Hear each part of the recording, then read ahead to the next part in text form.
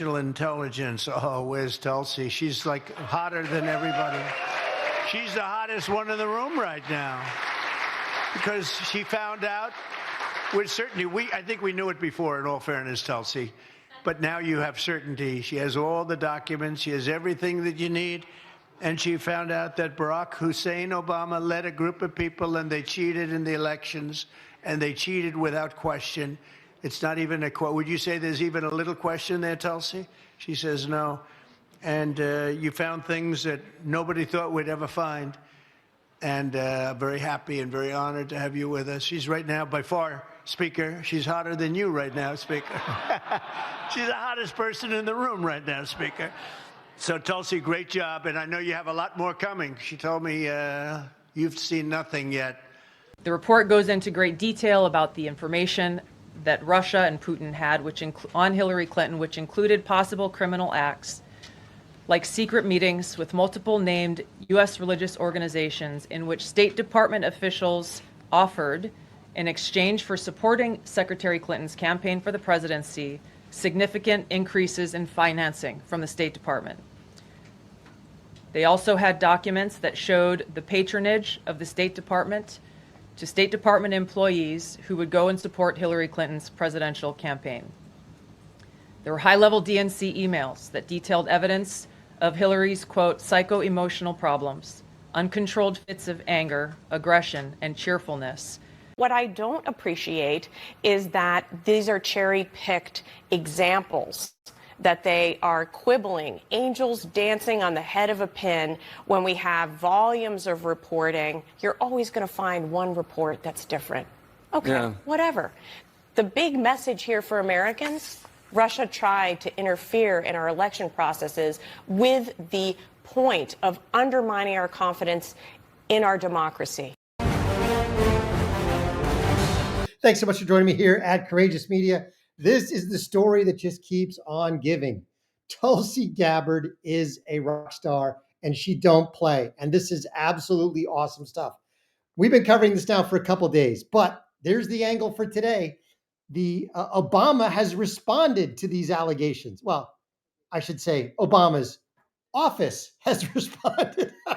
Obama himself has not responded. Obama trotted out a surrogate to send a text message, which is very, very telling in the grand scheme of all this. Hey, welcome in, everybody. Thanks so much for being here at Courageous Media. Really appreciate you rolling up. So we are going to dive into Obama's quote-unquote response, his office's response, and what I think this means and what other people think this means for the overall demeanor, for Obama's overall demeanor. Frankly, I think Tulsi has him terrified.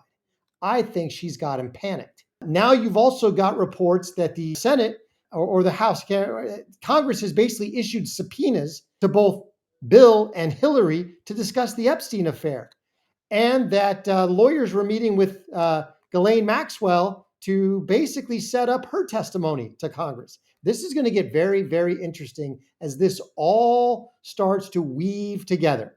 But please, before we dive in, smash that like button. Also hit the notifications. Also leave a comment for us in the algorithm. It really helps boost the YouTube channel when you do all that. All right, so let's check this out. Here's Obama's response, or Obama's office's response. Respect for the office of the presidency, our office does not normally dignify the constant nonsense and misinformation flowing out of this White House with a response. But these claims are outrageous enough to merit one. These bizarre allegations are ridiculous and a weak attempt at distraction.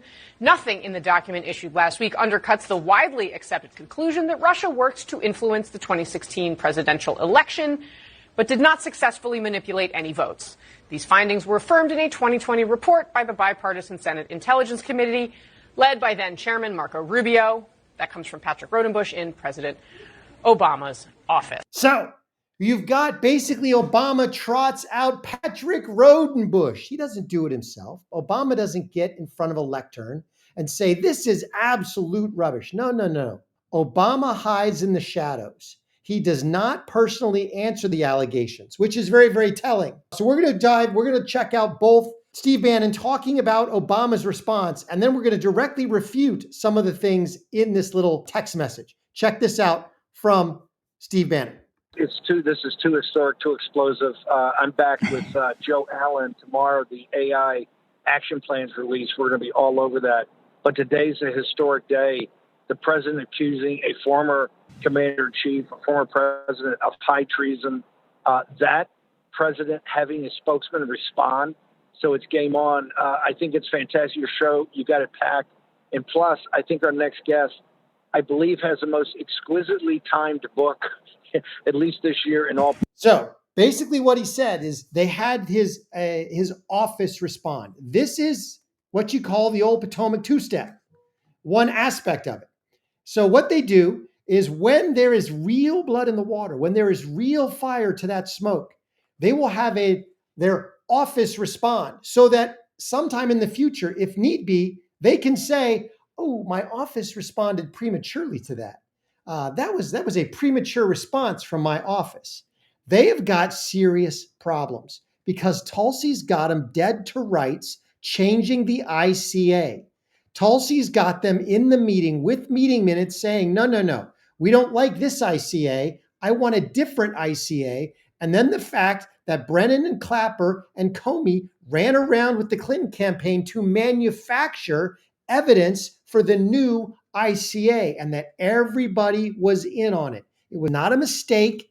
This is not something Obama can go blame on Brennan and Clapper and say, I had no idea. This is an absolute travesty. They never should have done this, because it's in the meeting that he starts the ball rolling. Now, so here's the response. I want to highlight this. In the second part, nothing in the document issued last week undercuts the widely accepted conclusion that Russia worked to influence the 2016 presidential election, but did not manipulate any votes. Really, that's the response you want to go with, considering that this was the mantra throughout the first Trump presidency. Don't forget this. Didn't actually win the election in 2016. He lost the election, and he was put in office because the Russians interfered. Trump knows he's an illegitimate president. The president-elect, although legally elected, is not legitimate. I don't see this president-elect as a legitimate president. You said you believe that Russia's interference altered the outcome of the election.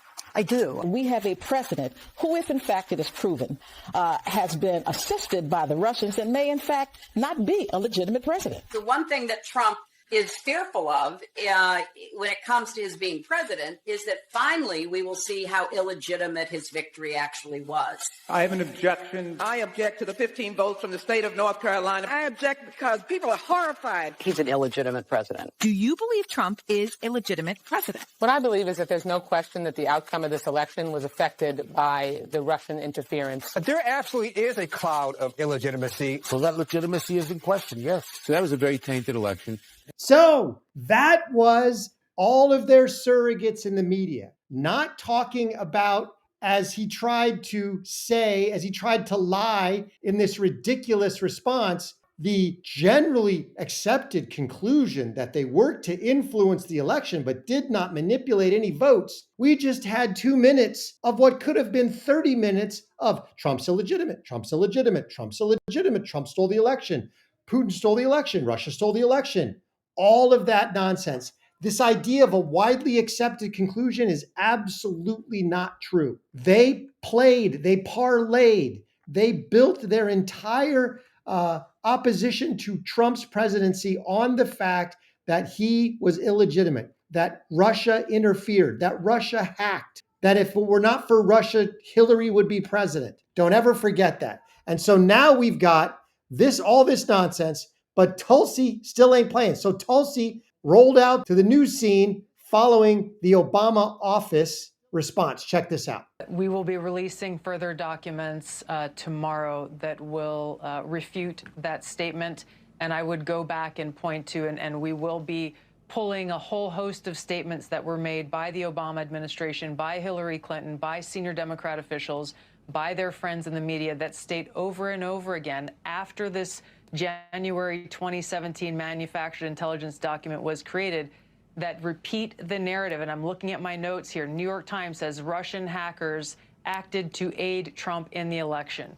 Obama's CIA Director John Brennan says there is strong consensus among us to support the CIA claim Russian hackers aided Donald Trump's election. Hillary Clinton said, "I would be president if not for the Russian hackers supporting Donald Trump." So there is a vast body of evidence and intelligence that debunks and refutes this statement you've just read and others coming from some of the Democrat leaders in Congress today. Absolutely.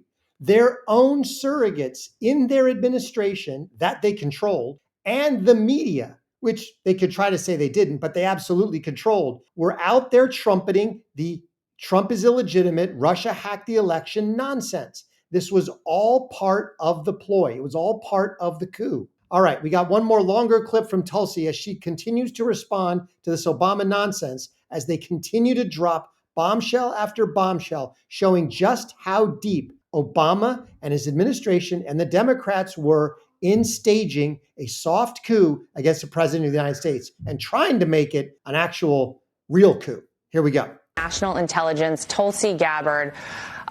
Director Gabbard, give me your response to what we heard from former President Obama there. He's saying that none of this makes any sense, that this is a distraction. What do you say to that?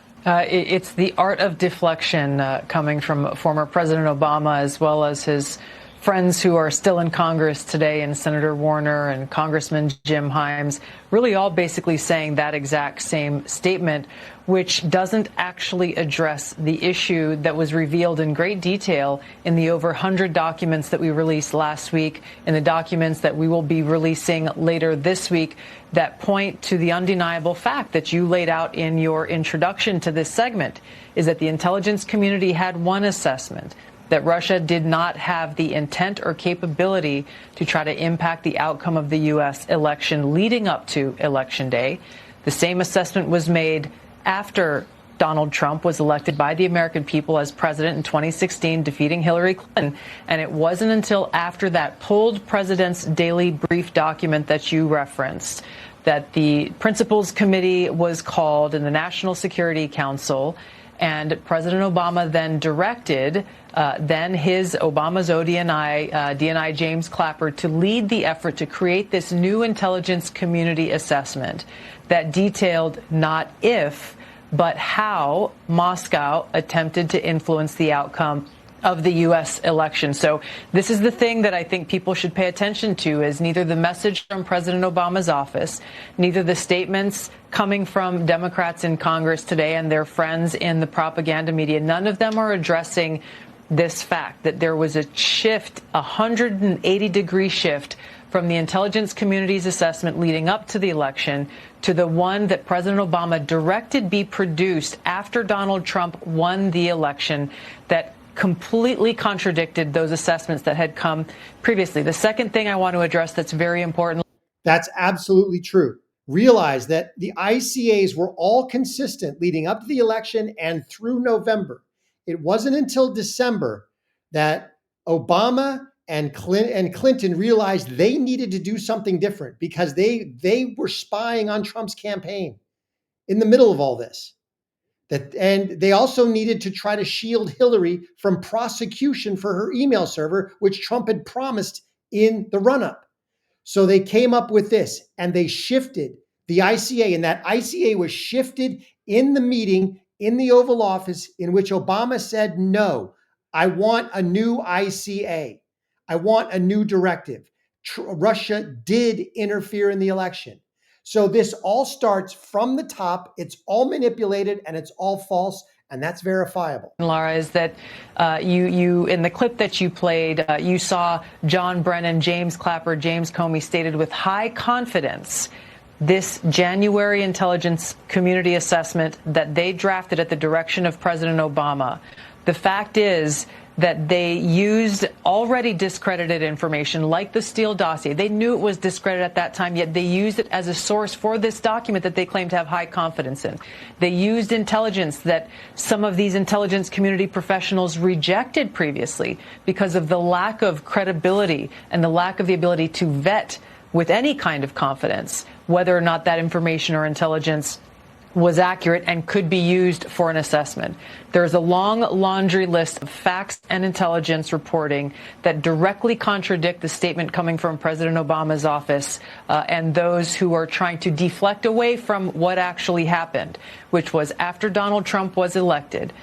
Led by President Obama, there was an effort to create a document that would serve as a foundation for what would be a years-long coup against President Trump, therefore trying to subvert the will of the American people who sent him to the White House in 2016. Absolutely. And now she's got whistleblowers who have said they actually approached Brennan Clapper and said, hey, we can't base anything on this Steele dossier. It's crap.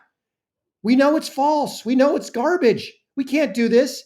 And they were ignored because they had their directive from Obama. This thing is going to blow wide open. Now, the only question remains, will there be real accountability? Call your congressman, call your senators, demand that there be real prosecutions for this. Don't just sweep it under the rug now. It's out there. Pam Bondi needs to open an investigation. She needs to issue indictments. She needs to convene grand juries, and they need to perp walk these people out of their homes in the public eye. There needs to be real accountability. Story, please like, comment, and subscribe. Also share Courageous Media with everybody that you know. Let's get on the other side of this algorithm because we are clearly being throttled by YouTube.